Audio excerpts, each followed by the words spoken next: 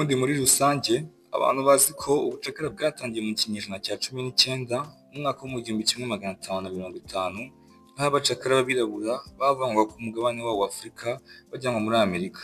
Gusa igisubizo nyakuri ni oya, kubera ko ubucakara bwa mbere bwatangijwe n'abazungu ba Portugal bajyana abirabura i Burayi mu buretwa, aha hari mu mwaka w'igihumbi kimwe magana ane na mirongo ine.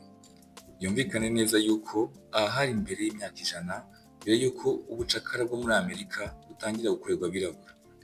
Impamvu rero ituma ubucakara bwo butamenyekanye ni uko nta mubare mwinshi w'abirabura wajyanywe i Burayi, kandi ikindi i Burayi nta mirimo y'uburetwa yari ihari cyane nk'iyo muri Amerika. Ubundi bivugwa neza yuko miliyoni 12 z'abirabura bavanywe ku mugabane wabo wa Afurika bajyanwa mu bucakara muri Amerika. Kugira ngo byumvikane neza, uyu mwaka turimo wa 2026 mu Rwanda habarurwa abaturarwanda bangana na miliyoni 13.2 kugeza kuri miliyoni 14.7.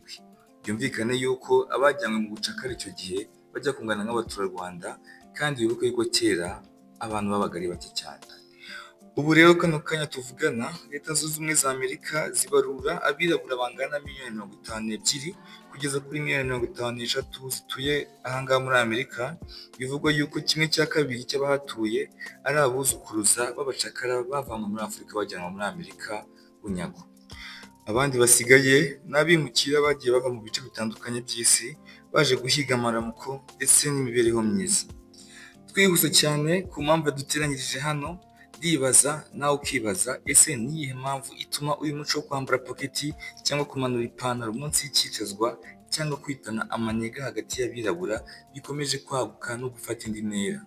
Nongera nkibaza, ese kuki abirabura dukomeje kwambara aya mashanete aremereye kandi meza abaje nk'aya minyururu abacakara cyangwa abasokuruza bacu bajyaga bambara bari mu gihe cy'ubucakara? Bana natwe kugira ngo ukomeze uryoherwe, kora subscribe, like, comment, share kugira ngo uyaboneshe ujye ubana natwe mu biganiro byiza twaguteguriye hano kuri Duo TV. Njye nk'ibisanzwe ndi Garius.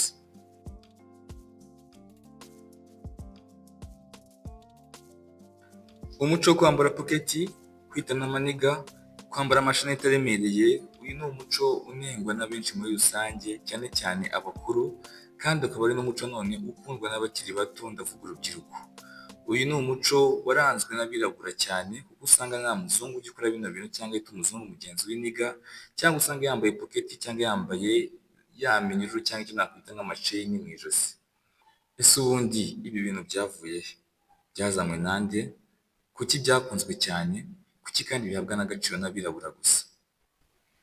Tugarutse mu mateka n'ibyanditswe, ubundi bivuga yuko abirabura bajyanywe mu bucakara muri Amerika, bajyanywe ku gahato kandi batotezwa.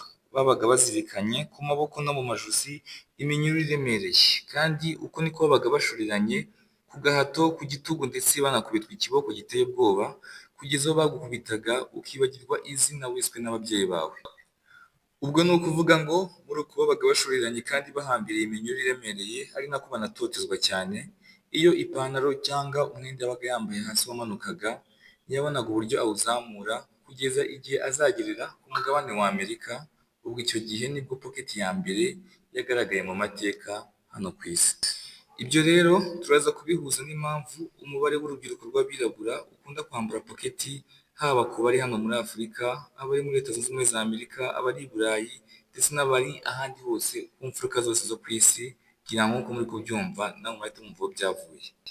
Si ibyo gusa, ubundi umucakara iyo yageraga ku mugabane wa Amerika ntabwo yahitaga ajya mu buretwa cyangwa mu bucakara, ahubwo yabanzwaga kunyuzwa mu masoko y'abacakara, akajyanwa n'abamuvanye muri Afurika, akagurwa n'abakoresha b'abacakara.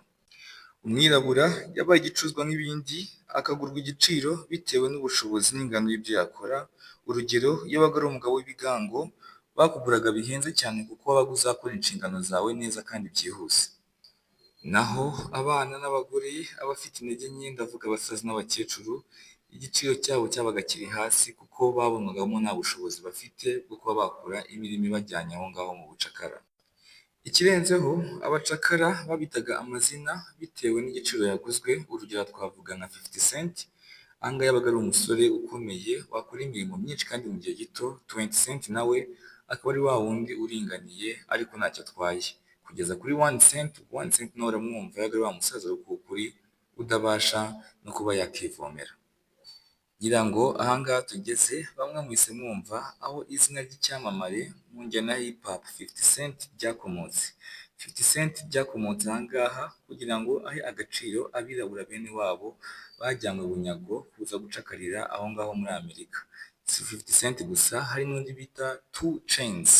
2 Chainz nawe muramuzi, ni umuraperi mwiza kandi ukomeye, yahisemo nawe kwitwa iri zina kugira ngo akomeze gushimangira ubucakara bwakorewe abirabura, abuha agaciro ndetse kandi anibutsa abirabura bagenzi be yuko icyizere kigihari.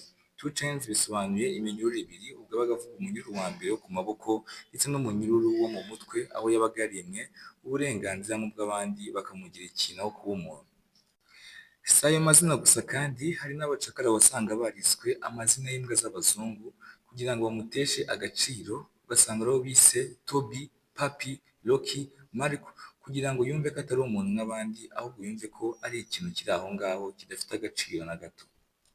Kubera ko abirabura benshi amazina yabo yabaga agoranye kugira ngo umuzungu ayafate, hari abo yitiriraga abagabo cyangwa abagore banditswe muri Bibiliya, urugero ugasanga hari umwirabura bita Aburahamu, Hana, Amosi n'andi menshi muzi muri Bibiliya. Gusa hari irindi zina rusange wasanga bose bahuriyeho, urugero ngo twavuga ngo twese duhuriye ku izina abantu, bo wasanga bahuriye ku izina bita iniga cyangwa niga. Iri zina ryafatwaga nk'igitutsi, gutotezwa umwirabura kugira ngo byumvikanishe ko atari umuntu, ahubwo ari igikoresho cyakorewe abazungu. Ubwo ku batari bazi ijambo niga aho ryavuye, dore nk'aha ngaha mubashije gusobanukirwa. Ndabizi abenshi umubare mwinshi bakoresha ijambo niga, nanjye nikuyemo, aho usanga ufata inshuti yawe ukayibwira ati maniga umeze ute, maniga uri he, kugira ngo ni ijambo rimaze kuba icyogere cyangwa ikimenya bose mu birabura bose. Nk'uko nta kitagira iherezo, ubucakara nabwo bwaje kugera ku iherezo ahari mu 1907 kugeza mu 1908, aho ubucakara bwari bumaze kugera ku iherezo, aho umwirabura wese yifuzaga kuba yasubira kuri gakondo ye ku mugabane wa Afurika. Gusa cyari ikibazo kigoye kuko bivugwa yuko ubucakara bwamaze imyaka 246, byumvikane ko abajyanywe ari abasore abenshi bari baritabye Imana, aho bafite abo nakita nk'ubuvivi cyangwa abuzukuruza babo. Ababuzukuruza ntibari kumenya aho basubira, ntibari kumenya ibihugu byabo, ndetse kandi ikindi n'indimi bakoreshaga zari zarangiritse, bari basigaye basangiye ururimi rumwe rw'Icyongereza. Ubwo byumvikane ko abenshi bahisemo kwigumira muri Amerika batangira ubuzima bushya nk'abandi bantu bose. Ababuzukuruza b'aba bacakara kugira ngo bashimangire agahinda batewe n'abazungu, bahisemo kugarura imwe muri ya mico yakorerwaga abasekuruza babo iyo bajyanwaga hano muri Amerika mu bucakara.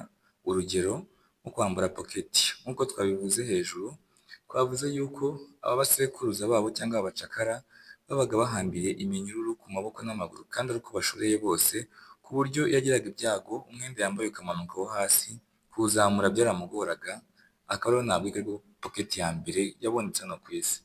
Ubwo rero bo bahisemo kubigira nk'ibintu bisanzwe nka style, kugira ngo umuzungu najya abibona nawe ajye yicira iteka kandi nawe amenye ko atakoze ibintu byiza. Kugira ngo uyu muco wabaye munini, aho wadusanze nawe iwacu muri Afurika, aho iyo urebye urubyiruko, wareba abagabo cyangwa abasore, usanga benshi bambaye iyi poketi kandi ukabona ntacyo babwiye, ukabona ni ibintu byiza. Hano umukuru w'igihugu cyacu aratubwira ati buri wese afite kuba uwo ashaka kandi mu gihe cye, nta muntu ugomba kukugira uwo ushaka. Hari abanguye umuco, hari abawunenga benshi, ariko nawe mujye wambara uzi aho byaturutse, nawe tugwe kugucira iteka n'ibyawe byibura unabyambare uzi aho byakomotse. Si ibyo gusa kandi na ya minyururu bajyaga bambika abasekuruza babo iremereye, bahisemo kuza kuyihindura iby'agaciro, bikoramo amashaneti y'agaciro meza akoze neza, gusa afuramye nka ya minyururu, akoze muri zahabu, imiringa, ifeza na diyama ndetse n'andi mabuye yose y'agaciro. Si ibyo gusa, ikirenzeho kandi gikomeye, bafashe rya jambo cyangwa rya zina niga, rya jambo ryakoreshwaga nk'igitutsi rigamije gushotora umwirabura ndetse no kumubuza uburenganzira bwe, barihindura ijambo ryiza ry'agaciro, ntibarihindurira inyito gusa, barihindura ubusobanuro, riguma ari ijambo niga gusa bisobanuye inshuti kuri ubu ngubu, aho usanga twese tuyakoresha, abakuru, abana, abato, cyane cyane urubyiruko, nko mu ndirimbo tujya twumva z'abirabura, aho twumvamo ijambo niga, biba bishatse kuvuga nshuti yanjye, kandi ibi si byo ndi kukubwira nkuye kure, nawe urabizi kubikoresha, iyo ugiye guhamagara inshuti yawe ushaka kuvuga ati maniga uri hehe? Ese byibura wowe umenya aho iyi mico yavuye? Ese utumye wumva impamvu iyi mico yagiye igasakara kandi igafata urwego bikabije? Ni byiza ubwo ubimenye, biranshimishije, genda aha ngaha kugira ngo ubimenye. Iyi ni segment yacu nziza kandi nshyashya bita sobanukirwa kandi umenye, hano kuri Do Well TV. Njye nk'ibisanzwe ndi Garius, komeza ukore subscribe, nicyo cya mbere tugusabye, uraba uduteye inkunga kuko uraba wiyabonesheje, uraba ubaye nk'umufatanyabikorwa wacu kuko urajya ubona ibiganiro byacu bikugezeho mu buryo bwihuse kandi busukuye. Like, comment na share kandi bigeze ku nshuti yawe kugira ngo nayo yihugure kandi urabona ko ari iby'agaciro.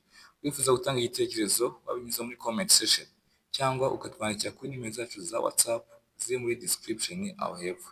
Njye ndi Garius, Do Well TV, ibiganiro byiza nakagaruka, ciao.